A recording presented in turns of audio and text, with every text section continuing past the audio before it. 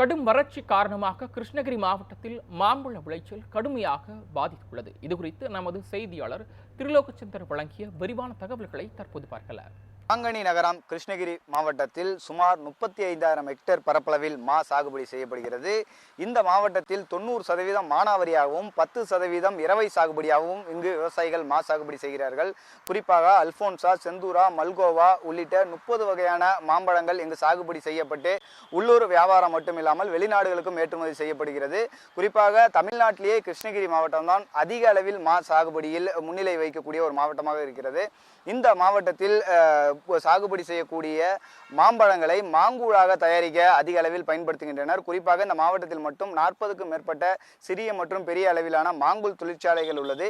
இந்த தொழிற்சாலைகளில் மாங்கூழாக தயாரிக்கப்பட்டு அது 62 நாடுகளுக்கு, ஐரோப்பியா வளைகுடா நாடுகளுக்கு அனுப்பி வைக்கப்படுகிறது. இதன் மூலம் அரசுக்கு மட்டும் சுமார் 600 கோடி ரூபாய் அந்நிய செலவாணியாக வருவாய் கிடைக்கிறது.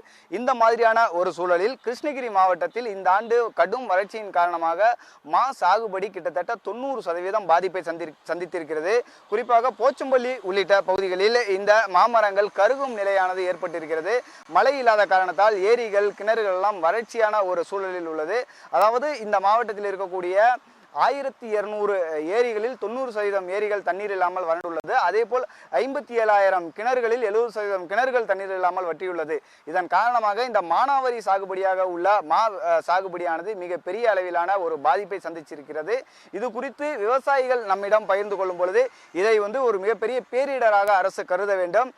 மழை இல்லாமல் ஒரு பேரிடரை விவசாயிகள் சந்தித்துள்ளோம். 90% மா பாதிப்பு ஏற்பட்டுள்ளது. ஆகவே இதை ஒரு பேரிடராக கருத்தில் கொண்டு அரசு இதை பேரிடராக அறிவித்து பேரிடர் நிவாரணம் விவசாயிகளுக்கு வழங்க வேண்டும் என தெரிவித்திருக்கிறார்கள். ஒளிப்பதிவாளர் ஜலீல் அகமதுடன் செய்தியாளர் திருலோகச்சந்தர்.